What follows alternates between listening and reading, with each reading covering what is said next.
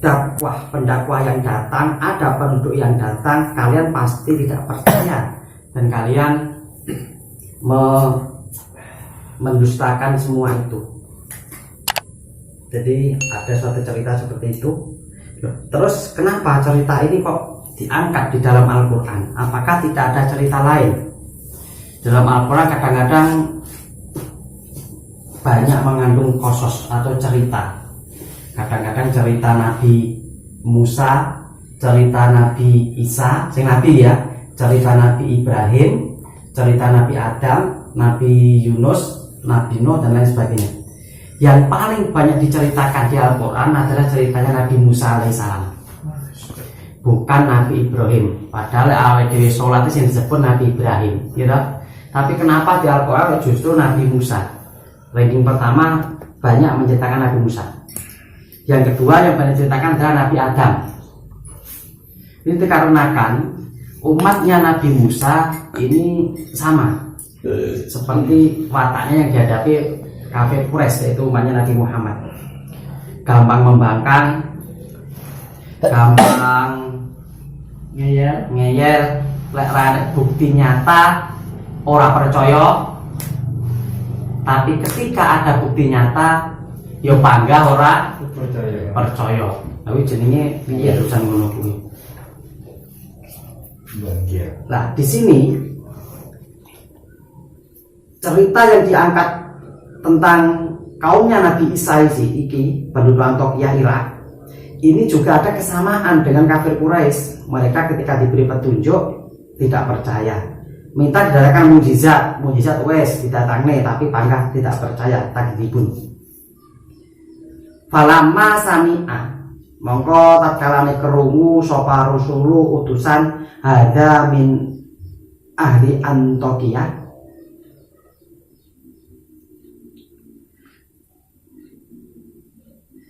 akhirnya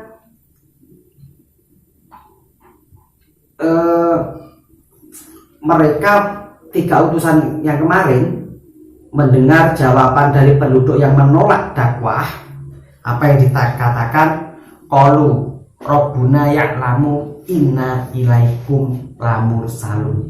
Mereka berkata, sesungguhnya Tuhan kami yaitu Allah ya'lamu, tahu bahwa kami ini adalah utusan bagimu. Inna ilaikum lamursalun. Ada kaidah balaghah namanya taukid. Ketika di Al-Quran ada taukid double. Taukidnya mana? Inna dan la, artinya sungguh dan sungguh. Kok di Al-Quran ada dua sungguh, berarti ini sesuatu yang artinya benar-benar, sesuatu yang pasti penting dan pasti benar. Iso-iso ditengeri. Al-Quran ada dua yang sungguh, seperti laqad kana lakum fi rasulillah uswatun hasanah. Ini menggunakan dua taukid, dua penguatan. La artinya sungguh, qad artinya juga sungguh, berarti sungguh temenan. Ya memiliki sungguh temenan, sesungguhnya kami ini adalah ilaikum lamursalun. Dulu kan pernah saya ceritakan dalam unsur penguatan taukid dalam Al-Quran ada tiga model.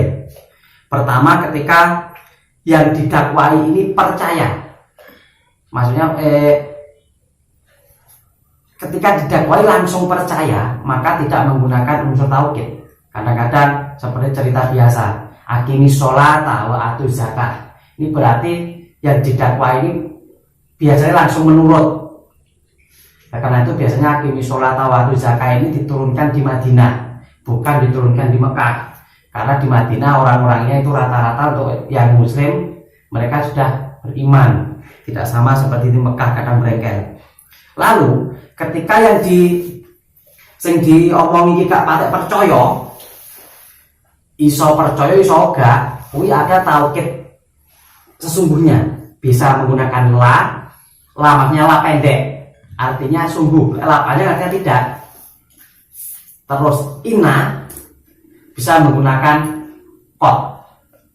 Ini artinya penguatan ketika yang diomongi iki ora patek percaya. Tenang, aku mau nyang rono ki mong dalane stop polisi.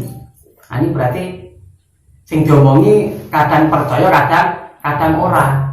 Lek dimuni tenan ya tenan iki pisan. Oh, berarti engko percaya. Cuman lek sing diomongi iki mesti wis iki pomo tak omongi iki angel percayane iki. Karena dia menemukan bukti yang lain bahwa hal itu tidak benar. Wis sumpah tenanan iki mung pasar kono kebakaran. Nah, lek sing diomongi iki wong iki tas kok pasar marai ora kebakaran. Nah, terus anak wong tek sitok teko ngomongi pasar kono tas kebakaran. Lah wong aku kok kono ora apa-apa nek kok blonjo. Tenan sumpah. Nah, ini juga seperti itu. Ada tauhid penguatan.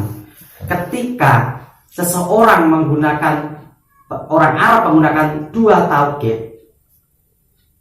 penguatan dua, ini berarti yang dikatakan itu pasti sungguh-sungguh benar. Kadang-kadang kondoku tak jarake ngono kuwi mosok aku wis nggawe rong tauhid kok ora percaya. Kena gombel.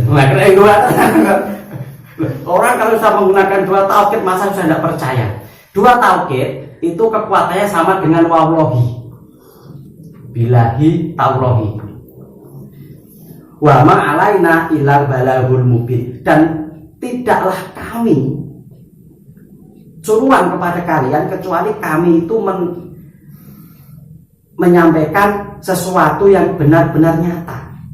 Artinya nyata, mubin artinya benar-benar sesuatu yang tidak salah, benar-benar hak. Apa yang disampaikan yaitu untuk menyembah, mentauhidkan Allah Subhanahu wa Ta'ala. Jadi sebenarnya memang semua agama dari agama Nabi Adam sampai Nabi Muhammad intinya adalah agama tauhid, artinya mengesahkan Allah. Tidak ada agama satupun yang tidak mengesahkan Allah. Ayu wajaba tegese wajib alaina ngatasi kita apa tablighu risalata. Artinya itu kami yang diutus oleh Nabi Isa wajib menyampaikan kepada kalian bahwa ada agama yang benar-benar hak dari Allah, bukan agama kalian yang menyembah Tuhan yang lain, tapi menyembah Tuhan yang satu, yaitu Allah Subhanahu wa Ta'ala. Li anna Allah kita sama kan pas nih. Iku arsala ilaikum bi anna da'ukum minal batili ilal haq. Sesungguhnya Allah itu mengutus kami kepada kalian untuk menunjukkan kepadamu, artinya menunjukkan kepadamu itu untuk mengajakmu minal batili, dari perkara yang salah menuju perkara yang benar. Di Al-Quran ini Basyir wa Nadhir. Basyir itu artinya memberikan kabar gembira, dan Nadhir itu memberikan ancaman. Oleh karena itu Al-Quran ini kadang-kadang diiming-imingi karo surga, kadang diancam karo neraka. Ini karena seperti itu. Wong ki lek wek diweki kabar gembira tok, sehingga demene kenemenan, akhirnya stres. Tapi didendeni terus, akhirnya wong jereweti trauma, ya kan? Karena itu ada porsi yang seimbang. Kadang yo di dendeni, kadang yo di dendeni.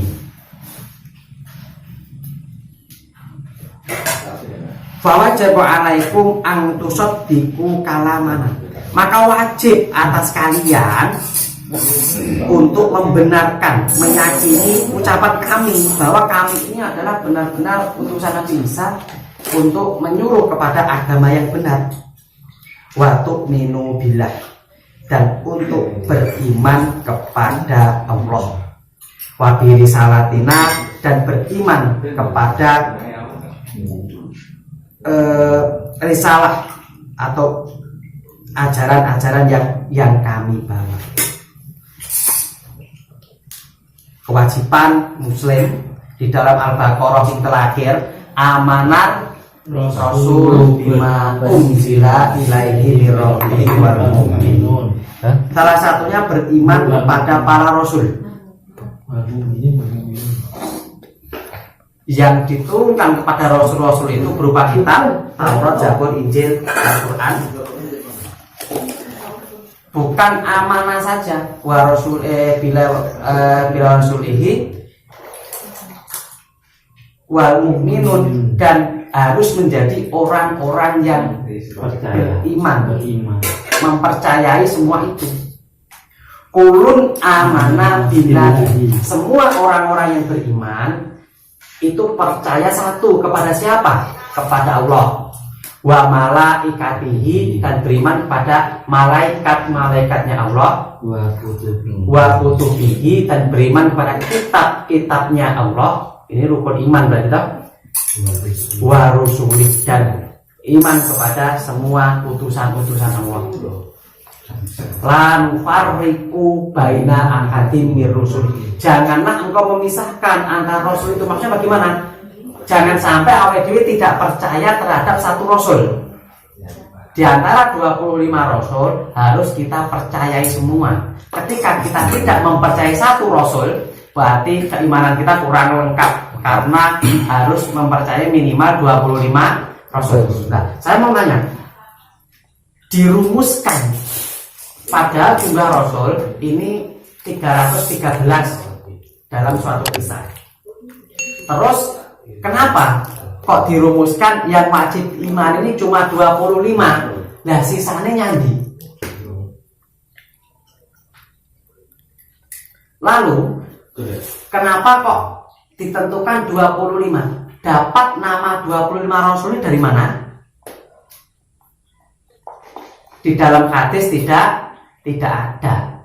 Tidak ada satu hadis pun yang menyatakan bahwa rasul itu jumlahnya 25 dengan nama-nama yang urut, mulai Nabi Adam, Nabi Idris, Nabi Nuh, Nabi Hud, Nabi Soleh, dan lain sebagainya. 25 nama rasul itu adalah nama rasul yang disebutkan di Al-Quran. Adapun jadi Nabi Khidir ini tidak disebutkan di Quran. Adakah nama Nabi Khidir yang disebutkan di Al-Quran? Ada. Surat mana?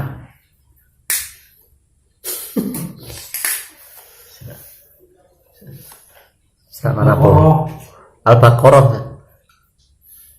Di dalam Bani Israel, Al-Baqarah. saya lupa. Di dalam surat yang menceritakan bahwa Nabi Musa pernah berguru kepada Nabi Khidir, dimintai untuk menang ora takon. Tetapi di Al-Quran tidak disebutkan namanya Khidir. Kalau saya tidak salah ya, tapi aku salah jombo. Setahu saya tak teliti tidak ada disebutkan nama langsung Khidir, tidak ada. Tapi bongko dulu paling aku salah. Tapi memang saya kalau tidak ada disebutkan nama Nabi Khidir. Mbok itu Nabi Khidir kalau tidak roh ya, penting. Hadis ada kan Nabi Khidir? Di hadis ada, tapi itu hadisnya Israiliyat yang meriwayatkan Abu Hurairah sama Wahab bin Munabbih. Jadi mereka itu mantan pendeta yang meriwayatkan hadis. Bahkan hadis ini banyak dikritik oleh banyak orang. Tapi tidak penting itu. Yang penting tadi 25 nabi itu diambil dari nama Al-Quran.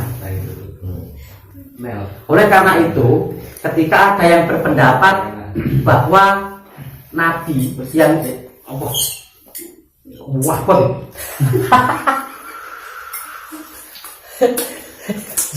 yang disembelih, nabi yang disembelih oleh Nabi Ibrahim ini adalah bukan Nabi Ismail, tapi Nabi Ishak, ini juga masuk akal, karena memang setelah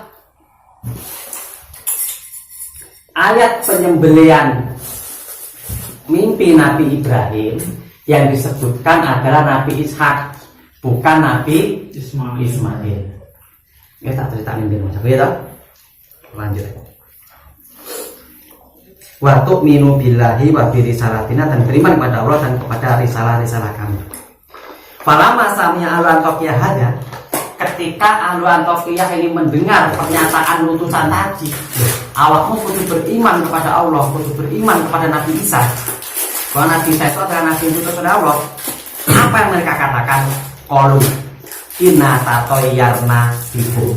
Mereka berkata, sesungguhnya bahaya bencana, sesungguhnya bencana kami itu disebabkan oleh kalian. Maksudnya wadhalika anal matoro hubisa anhum wa kathurat bainahum amrodun mukhtalifun. Karena ketika utusan ini datang dan dakwahnya ditolak oleh penduduk Antiokhia, maka di situ banyak terjadi bencana. Salah satunya jarang turun hujan. Di wong biyen ini udan ora tidak turun, maka di situ adalah kegoncangan yang besar. Ketika hujan tidak turun, di situ kegoncangan yang besar. Karena pasti tumbuh-tumbuhan tidak akan tumbuh dan akhirnya terjadi kelaparan.